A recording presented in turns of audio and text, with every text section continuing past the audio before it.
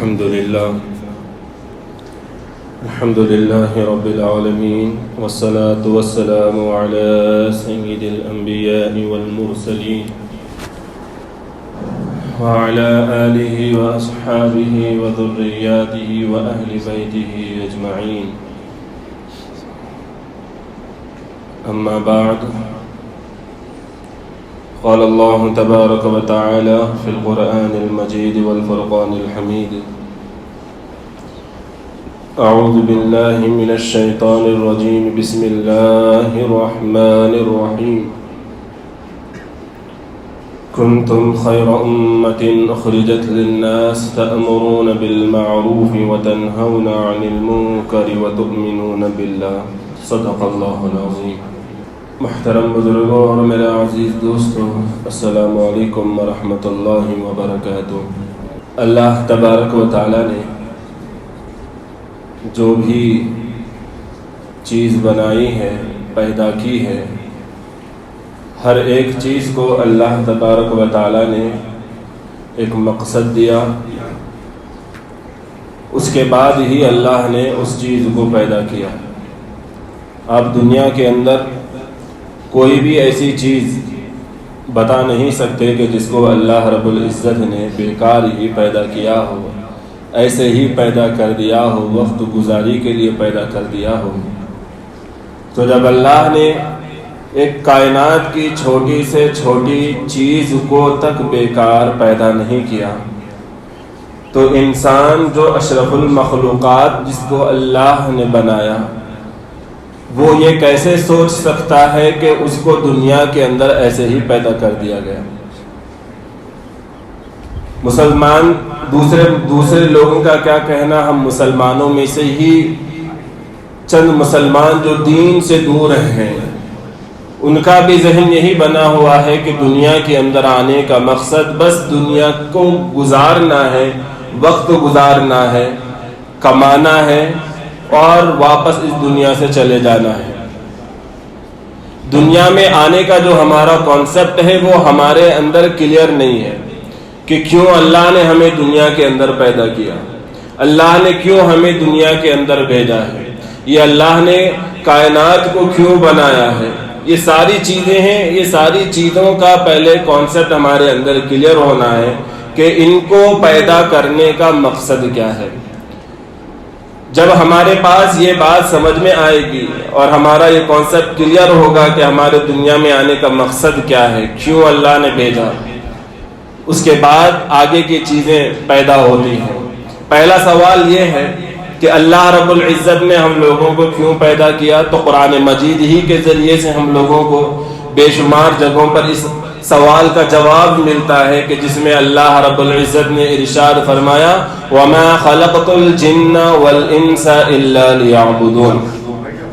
کہ اللہ تبارک و تعالی نے انسانوں کو اور جنات کو پیدا کیا ہے عبادت کے لیے۔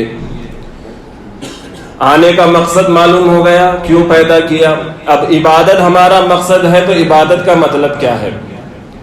ہماری روزمرہ کے معاملات ہیں، کمانا ہے، بیوی بچے ہیں، والدین ہیں، بھائی بہن ہیں، ان کو بھی دیکھ بھال کرنا ہے۔ اب عبادت کا مطلب کیا ہے کہ ہم 24 گھنٹے کہیں باہر جا کر کسی جھوپڑے کے اندر یا کسی گفا کے اندر یا مسجد کے اندر آ کر تسبیح لے کر بیٹھ جائیں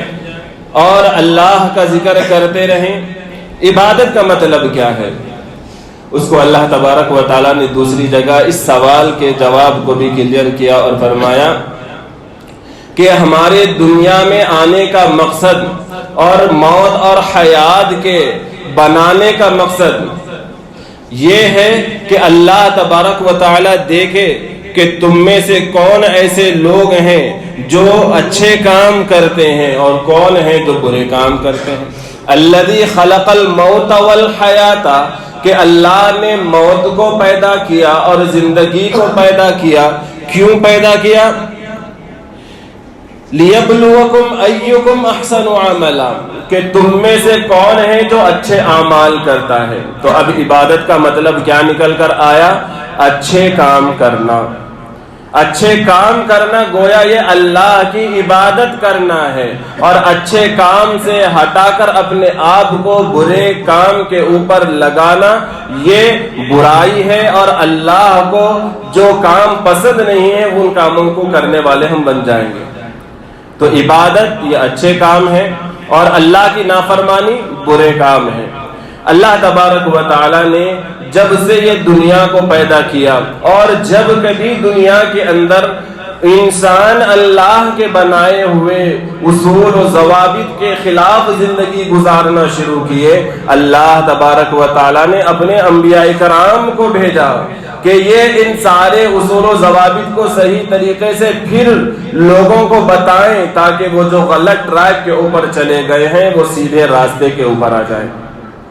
اور یہ سلسلہ اللہ رب العزت نے جو انبیاء کرام کا چلایا وہ نبی اکرم صلی اللہ علیہ وسلم تک چلایا ہے۔ آپ کے بعد کوئی نبی اب آنے والے نہیں ہیں۔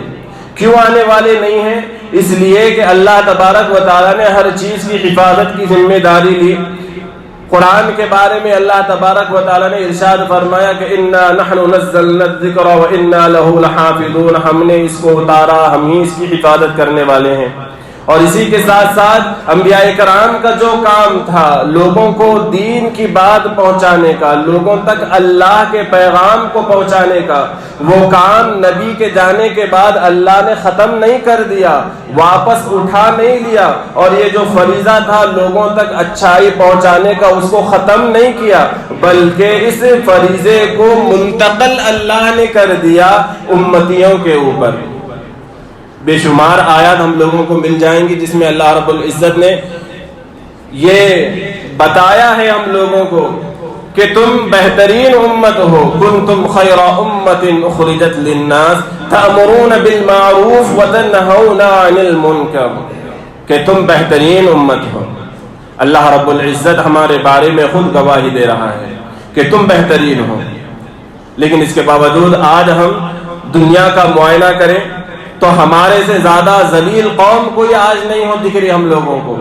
ہمارے سے زیادہ بدنام قوم آج دنیا کے اندر موجود نہیں ہے۔ کیوں موجود نہیں ہے؟ کیونکہ جو بہترین امت ہونے کے لیے جو شرائط تھے،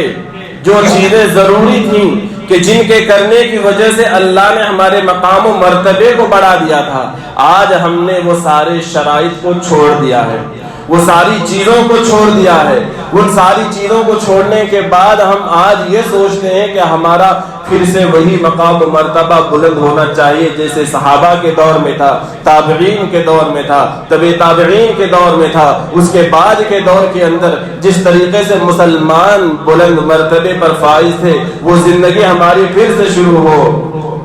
یہ خواہش ہماری ہے۔ لیکن اس خواہش کو پورا کرنے کے لیے جو شرائط اللہ نے رکھے ہیں ان کے اوپر ہمارا دھیان کبھی نہیں جاتا،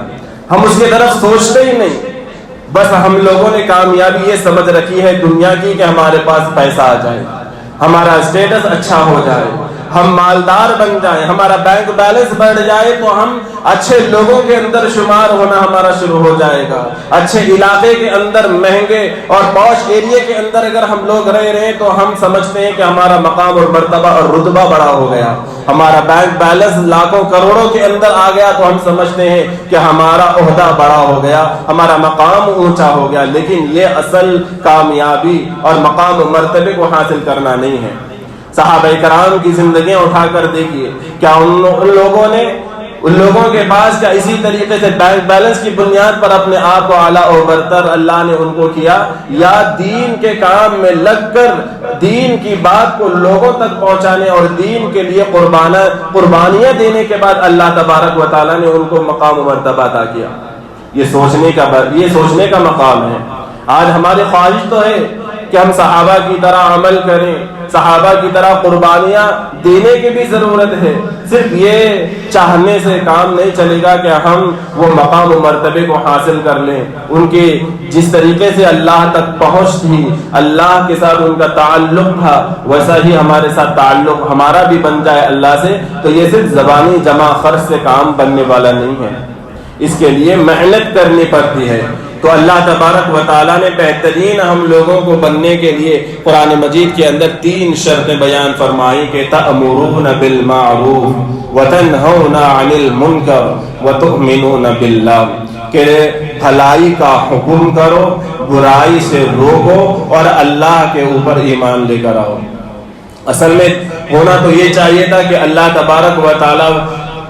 ایمان کو پہلے ذکر کرتا، کیونکہ ایمان لانے کے بعد ہی اچھے اور برے اعمال کا دار و مدار ہے۔ ایمان ہی نہیں ہے، اب کوئی مسلمان نہیں ہے، وہ اچھے کام کر رہا ہے یا برے کام کر رہا ہے تو اس کو نہ دنیا کا فائدہ نہ آخرت کا فائدہ۔ تو اللہ کے اوپر ایمان لانا یہ سب سے پہلی شرط۔ اس کے بعد نمبر آتا ہے کہ ہم لوگوں کو اچھائی کی طرف بلائیں اور برے کام سے روکیں۔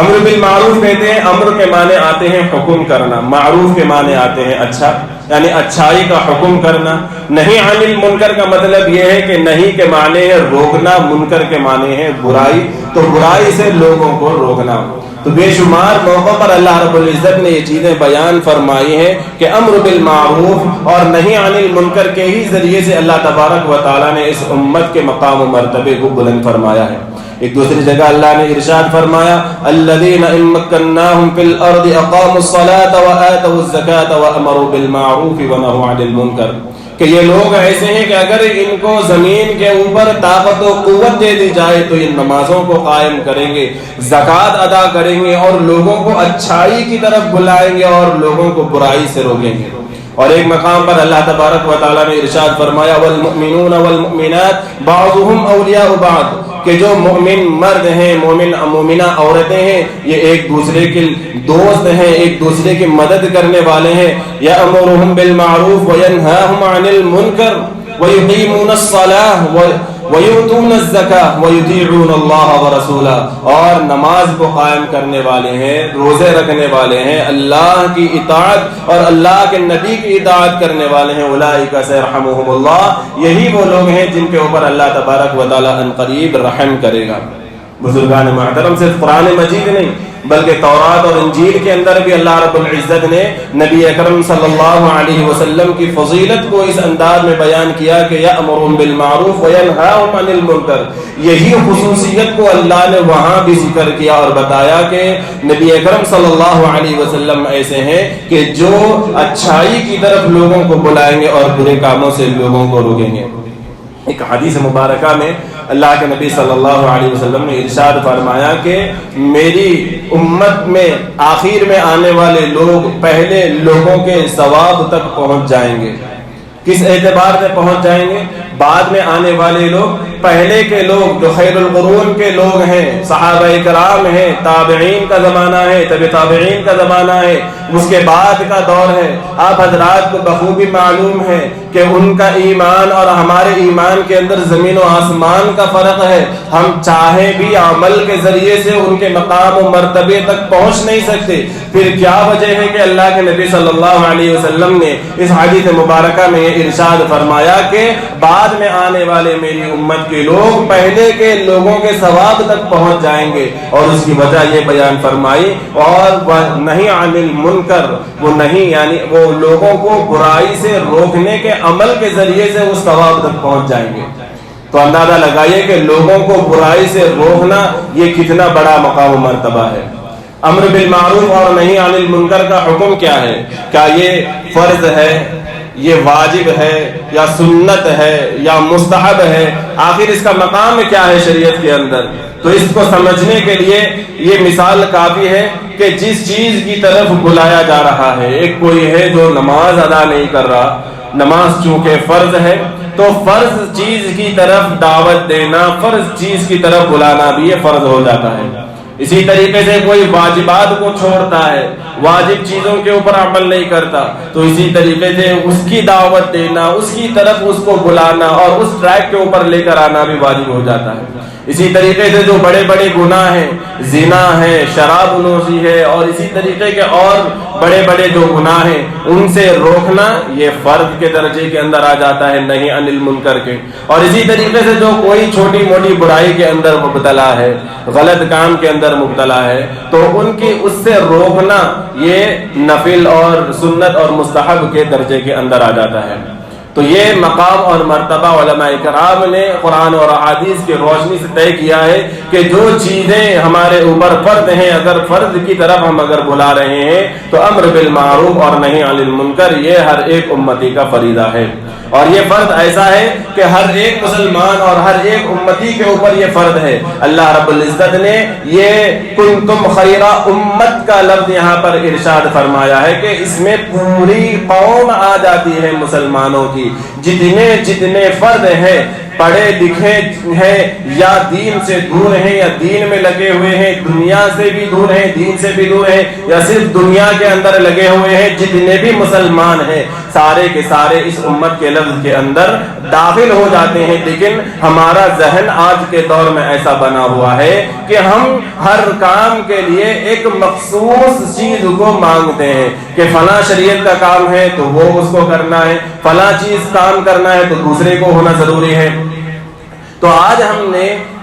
امر بالمعروف اور نہی عن المنکر کے فریضے کو بھی یہ سمجھ لیا ہے کہ یہ علماء کا کام ہے، یہ حفاظ کا کام ہے، مدارس میں رہنے والوں کا کام ہے، مدرسے میں پڑھنے والوں کا کام ہے، یا مسجد میں کسی بھی طرح سے خدمت میں لگے ہوئے لوگوں کا کام ہے، یا جماعت میں جو نکلتے ہیں صرف انہی لوگوں کا یہ کام ہے کہ وہ اللہ کی طرف بلائیں. یا کوئی تنظیم ہے جو اچھے کام کرتی ہے، فنڈ لوگوں کے اندر تقسیم کرتی ہے، کسی بھی اعتبار سے مدد کرتی ہے، چیریٹی کرتی ہے، یہ ان تنظیموں کا کام ہے. ایسا نہیں ہے، یہ ہر ایک فرد کا کام ہے. امت کے ہر شخص کے اوپر یہ فریضہ فرض ہو جاتا ہے کہ لوگوں کو اچھائی کی طرف بلائیں اور برائی سے لوگوں کو روکیں. بزرگان محترم، فضائل جس طریقے سے بے شمار اللہ کے نبی اور اللہ تبارک و تعالیٰ نے بیان کیے ہیں، اسی طریقے سے وعیدیں بھی بہت ساری ہیں کہ جو اللہ کے اس حکم کے اوپر عمل نہیں کرتے تو اس کا کیا وبال آئے گا. تو آج کے دور میں جس طریقے سے ہم اپنے آپ کو سدھارنے کی کوشش کرتے ہیں کہ میں 5 ٹائم کی نماز پڑھنے والا بن جاؤں، میں روزہ رکھنے والا بن جاؤں، میں زکوٰۃ دینے والا بن جاؤں، میں اچھے کام کرنے والا بن جاؤں، اللہ کے راستے میں خرچ کرنے والا بن جاؤں، اللہ کے گھر کی تعمیر میں پیسہ لگانے والا بن جاؤں، یہ جو اچھے کام ہیں ان ساری چیزوں کے بارے میں جب ہمارا مائنڈ یہ کام کرتا ہے کہ میرے اندر یہ ساری چیزیں ہونی چاہیے، وہیں پر یہ بھی ہماری ذمہ داری ہے کہ ہم اپنے ماتحت رہنے والوں کے لیے بھی یہی ساری چیزیں سوچیں، اور اپنے ماتحت کے ساتھ ساتھ اپنے معاشرے میں جو ہمارے مسلمان بھائی ہیں ان کی بھی فکر کرنا یہ بھی ہماری ہی ذمہ داری ہے. کیونکہ اللہ کے نبی صلی اللہ علیہ وسلم نے ارشاد فرمایا تم میں سے ہر ایک شخص ذمہ دار ہے اپنے ماتحت رہنے والوں کا.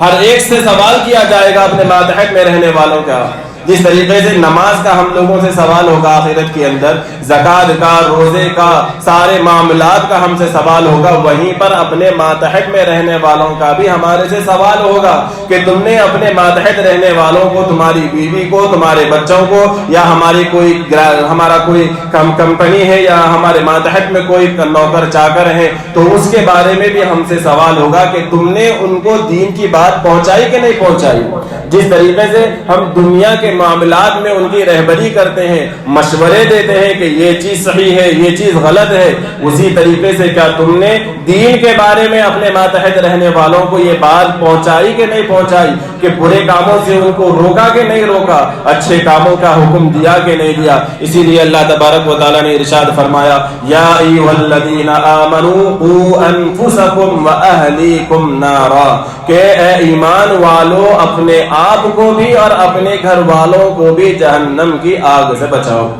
جہنم کی آگ کیا ہے؟ دنیا کی جو آگ ہے ہم اس کو برداشت کرنے کی طاقت نہیں رکھتے. کوئی بھی انسان دنیا کے اندر ایسا نہیں ہے کہ جو دنیا کی آگ کو برداشت کر لے اور اپنے آپ کے اپنے اوپر پیٹرول یا کوئی چیز ڈالے اور آگ لگا لے اور آرام کے ساتھ کھڑا رہے کہ مجھے دنیا کی آگ سے کچھ بھی تکلیف نہیں ہوتی. کوئی انسان ایسا نہیں ہے. تو اب اللہ کے نبی صلی اللہ علیہ وسلم نے فرمایا دنیا کی آگ کا یہ عالم ہے تو جہنم کی جو آگ ہوگی وہ 70 گنا زیادہ یا بعض روایت میں 99 گنا زیادہ سخت ہے. تو اب اندازہ لگائیے کہ جہنم کی آگ کتنی سخت ہوگی. تو کیا ہم یہ چاہیں گے کہ ہمارے ماتحت رہنے والے ہمارے بیوی ہوں یا بچے ہوں یا دوسرے کوئی اور ہو یا ہمارا دوسرا مسلمان بھائی ہو وہ جہنم کی آگ کے اندر جائے؟ اور اللہ نے یہاں پر جو جہنم کا ذکر نہیں کر کے آگ کا جو ذکر کیا ہے اس کا نقطہ علماء اکرام مفسرین اکرام لکھتے ہیں کہ دنیا کے اندر باہر کہیں پر آگ لگی ہوئی ہو اور ایک چھوٹا بچہ ہے، اب وہ آگ کی طرف جا رہا ہے اور آپ یہ کہہ رہے ہیں کہ اور اس کو پکار کر کہہ رہے ہیں کہ چھوٹے بچے ادھر نہ کھو جاؤ وہاں آگ لگ رہی ہے، کیا آپ اتنا جملہ کہہ کر مطمئن ہو جائیں گے کہ میرا فریضہ میں نے انجام کر دیا، اب میرے اوپر کوئی بلیم نہیں کر سکتا، میرے اوپر کوئی الزام تراش نہیں کر سکتا کہ تم نے اس کی جان کیوں نہیں بچائی؟ ایسا نہیں،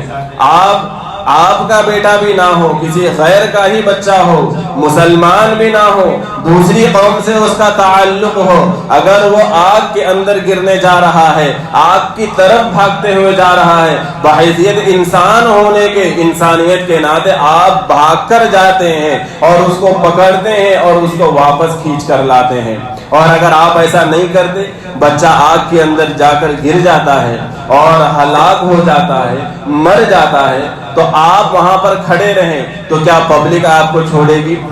مارنے کے لیے آ جائے گی، برے برے الفاظ آپ کے لیے استعمال کرے گی، اور آپ یہ کہیں کہ بھائی میں نے تو اپنا کام کر دیا تھا، بچے کو میں نے آواز لگائی، اب وہ نہیں سنا تو میری کیا یہ تو میری ذمہ داری نہیں ہے؟ تو یہ جواب دینے پر کیا پبلک آپ کو چھوڑ دے گی؟ نہیں چھوڑے گی۔ تو اسی طریقے سے جب ہم اللہ تبارک و تعالیٰ نے جو یہ حکم دیا کہ اپنے آپ کو اور اپنے ماتحتوں کو جہنم کی آگ سے بچاؤ، تو ہم لوگوں کو یہ سوچنا ہے، اپنا محاسبہ کرنا ہے کہ کیا ہم نے اس حد درجے تک کوشش کی ہے اپنے گھر والوں کو جہنم کی آگ سے بچانے کی؟ اس حد تک اگر ہم نے کوشش کر لی ہے اپنے ماتحت رہنے والوں کی تو اللہ کے یہاں ہماری پکڑ امید ہے کہ نہیں ہوگی، لیکن کیا ہم نے اس طریقے سے محنت کی ہے اپنے گھر والوں کو بچانے کی؟ دنیاوی معاملات کے اندر وہ چاہے جتنا بھی زور ڈال لیں، ہم کیا ہے بلا آخر ان کی بات کے اوپر اگری ہو جاتے ہیں اور ان کی فرمائشوں کو پورا کر دیتے ہیں، ان کی بات کو ہم مان لیتے ہیں، ہم مانتے ہیں یا وہ منوا لیتے ہیں۔ تو کیا اسی طریقے سے دین کے بارے میں بھی ہم نے اتنی محنت کی، اتنی کوششیں کی؟ نہیں کی تو کرنی چاہیے، تاکہ آخرت کے اندر ہمارے سے سوال نہ ہو اپنے ماتحت میں رہنے والوں کے لیے۔ تو صرف اپنے لیے یہ طے کر لینا کہ میں دیندار بن گیا تو بس میرا بچہ نماز پڑھ رہا ہے نہیں پڑھ رہا ہے، میری بیٹی پردہ کر رہی ہے نہیں کر رہی، میری بیوی پردہ کرتی ہے یا نہیں کرتی، اس کی فکر اگر ہم لوگوں کو نہیں ہے تو ہم آخرت کے اندر مسئول ہوں گے۔ اللہ ہم سے اس کے بارے میں پوچھا کہ تمہارے ماتحت میں یہ لوگ رہنے والے تھے، تم نے ان لوگوں کو کہیں کو نہیں روکا۔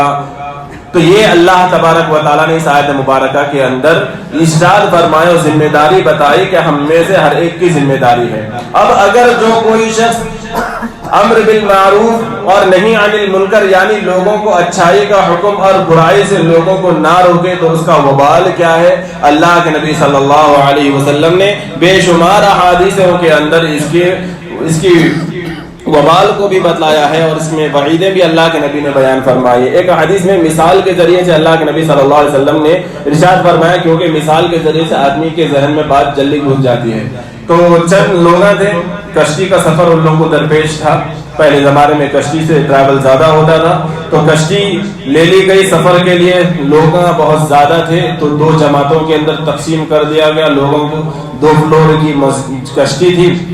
اب قرآن دادی کی گئی تو چند لوگوں کے نام اوپر کے حصے میں آئے، چند لوگوں کے نام نیچے کے حصے کے اندر آئے، طے ہو گیا، کشتی نکل گئی، اوپر والے لوگ اوپر کی منزل میں، نیچے رہنے والے نیچے کی منزل کے اندر آ گئے، سفر شروع ہو گیا، کشتی چلنا شروع ہو گئی۔ اب چونکہ سفر لمبا تھا، پانی کی شدت بھی ہوتی ہے، کھانے پینے کے چیزاں بھی ساتھ رکھنا ہے، تو ہوا یہ اتفاقاً کہ پینے کے پانی کا جو آلہ تھا جس میں پانی رکھا ہوا تھا وہ اوپر کے حصے میں تھا۔ اوپر والوں کو جب بھی پیاس لگتی تو وہ آسانی وہ پانی پی لیتے، لیکن نیچے والوں کو جب پانی کی پیاس لگتی تو ان کو اوپر جانا پڑتا تھا پانی پینے کے لیے، بار بار وہ اوپر جاتے تھے پانی پینے کے واسطے۔ اب نیچے والوں نے یہ سوچا کہ بار بار ہم لوگوں کے اوپر جانے کی وجہ سے اوپر کے لوگوں کو بڑا ڈسٹربنس ہوتا ہے، وہ بڑے پریشان ہوتے ہیں، اور ہم لوگوں کو بھی اترنا چڑھنا، اوپر جانا نیچے آنا، اس کے اندر کافی تھکاوٹ ہوتی ہے، پریشانی ہوتی ہے، تو کیوں نہ ہم لوگ آپس میں یہ مشورہ کریں، مشورے سے یہ بات طے کریں کہ پانی ہمارے بالکل قریب ہی ہے، خالی ایک تختہ اکھاڑنے کی بات ہے، ایک تختہ ہم لوگ نکال لیں گے، پانی یہیں سے لے لیں گے، یہیں سے پانی پی لیا کریں گے۔ اب اگر اوپر والے لوگ اور اس نیچے میں رہنے والوں میں سے بھی کوئی ان کو اس عمل سے نہ روکے تو آپ بتائیے نیچے والے اور اوپر والے دونوں محفوظ رہ سکتے ہیں کہ نہیں رہ سکتے؟ ظاہر سی بات ہے، خود بھی ڈوبیں گے، دوسروں کو بھی لے ڈوبیں گے۔ تو اگر اوپر والے لوگ نیچے والوں کو نہ روکیں گے تو جس طریقے سے نیچے والے لوگ ہلاک اور موت کے جال میں پھنس جائیں گے، اسی طریقے سے اوپر والے لوگ بھی ممکن ہے کہ وہ بھی مر جائیں اور وہ بھی ڈوب کر اور غرق ہو جائیں، مر جائیں۔ تو اسی طریقے سے اللہ کے نبی صلی اللہ علیہ وسلم نے یہ مثال اس لیے دی کہ معاشرے کے اندر چند لوگ ہیں جو اچھائی کا کام کرتے ہیں، امر بالمعروف کرتے ہیں، بھلائی کی طرف وہ لوگوں کو بلاتے ہیں، نہی عن المنکر کرتے ہیں، لوگوں کو برے کاموں سے روکتے ہیں، لیکن دوسرے لوگ اگر برائی کے اوپر جمے ہوئے ہیں، اس کے باوجود اگر ہم ان کو نہیں روک رہے ہیں ان کاموں سے، تو ان کے اوپر جب وبال اللہ کا آئے گا تو اس میں کیا ہے، سارے لوگ پس جائیں گے، اچھے لوگوں کو بھی وہ عذاب اپنے چمیٹ میں لے لے گا۔ ایک مرتبہ اللہ تبارک و تعالیٰ نے حضرت جبرائیل علیہ السلام سے کہا کہ فلاں بستی میں جاؤ اور اس بستی کو الٹ دو، ان کے اوپر عذاب کو نازل کرو۔ حضرت جبرائیل علیہ السلام نے کہا کہ اللہ، اس بستی کے اندر تو ایک بڑا متقی اور پرہیزگار شخص ہے کہ جس نے پلک جھپکنے کے برابر بھی تیری نافرمانی نہیں کی۔ اللہ تبارک و تعالیٰ نے فرمایا کہ سب سے پہلے اس کمبخت کے اوپر جا کر زمین کو پلٹو۔ حضرت جبرائیل علیہ السلام پریشان ہو گئے، اتنا عبادت گزار، نوافل پڑھنے والا، فرائض کو انجام دینے والا، ذکر کرنے والا، اور اللہ کہہ رہے کہ سب سے پہلے اس کے اوپر زمین کو پلٹ کر مارو۔ وجہ کیا ہے؟ تو اللہ تبارک و تعالیٰ نے فرمایا کہ اس کے سامنے میرے دین کی دھجیاں اڑائی جا رہی تھی، لیکن اس کے ماتھے کے اوپر ایک بل بھی نہیں آیا، بس وہ اپنی مستی میں رہا، اپنے ذکر کے اندر رہا، اپنی تلاوت کے اندر رہا، اپنی نمازوں کے اندر رہا۔ تو اس حدیث سے ہم لوگوں کو کیا پتا چلا کہ صرف ہم اللہ کر لیتے بیٹھ جائیں اور دوسروں کی فکر نہ کریں تو یہ اس میں ہمارا ہی گھاٹا ہے، کیونکہ جب اللہ کا وبال پوری بستی کے اوپر آئے گا، نافرمانوں کے اوپر آئے گا، تو اس میں کیا ہے، اللہ تبارک و تعالیٰ وہ عذاب ہم بروں کے ساتھ ساتھ اچھوں کو بھی اپنے عذاب میں شامل کر لیتا ہے۔ اس لیے یہ جو امر بالمعروف اور نہی عن المنکر کا کانسیپٹ ہے، اس میں ہم سارے لوگوں کو چاہیے کہ اس کے اندر پہل کریں، یہ نہ سمجھیں کہ یہ ہماری ذمہ داری نہیں ہے، یہ بس ان لوگوں کا کام ہے جو ان تنظیموں سے تعلق رکھتے ہوں، یا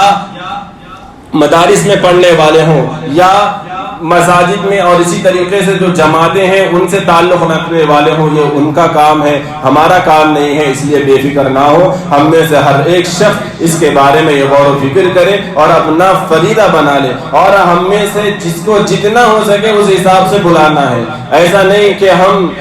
اعلان لوگوں کو بلانا شروع کر دیں، ایک حکمت ہے اور ایک طریقہ اللہ تبارک و تعالیٰ نے فرمایا ادعو الی سبیل ربک بالحکمت والموعظۃ الحسنہ، کہ اچھے انداز میں لوگوں کو اللہ کی طرف بلائے۔ اگر کسی کے اندر ہم برائی دیکھ رہے ہیں تو 10 لوگوں کے سامنے اس کو نہ اچھالے، بلکہ اس کو تنہائی کے اندر لے کر آئیں اور اس کو اللہ اور اس کے رسول کی باتیں بتائیں اور سمجھائیں کہ یہ جو کام کر رہے ہو یہ برا کام ہے، اس سے اپنے آپ کو بچاؤ۔ اسی طریقے سے جتنا ہم سے ہو سکے جو مقام ہے اس کے اعتبار سے ہم لوگوں تک بھلائی کے کام کو پہنچانے کی کوشش کریں۔ اللہ نے ہمیں گھر کا بڑا بنایا ہے تو اپنے پورے گھر والوں کو جمع کر کے اگر ان کے اندر کچھ خرابیاں ہیں تو سامنے بٹھا کر ان کو سمجھانے کی کوشش کریں۔ تو اس اعتبار سے جب ہم میں سے ہر ایک شخص پہل کرے گا لوگوں کو اچھائی کی طرف بلانے کا اور نہی عن المنکر کا، تو انشاءاللہ اللہ کی ذات سے امید ہے کہ ہمارا معاشرہ ویسا ہی معاشرہ بن جائے گا جیسا صحابہ کرام رضوان اللہ تعالی علیہم اجمعین کے دور کے اندر صحابہ کا معاشرہ تھا۔ اللہ سے دعا ہے اللہ تبارک و تعالی ہم سب کو کہنے سننے سے زیادہ عمل کرنے کی توفیق عطا فرمائے اور امر بالمعروف اور نہی عن المنکر کرتے رہنے کی توفیق عطا فرمائے۔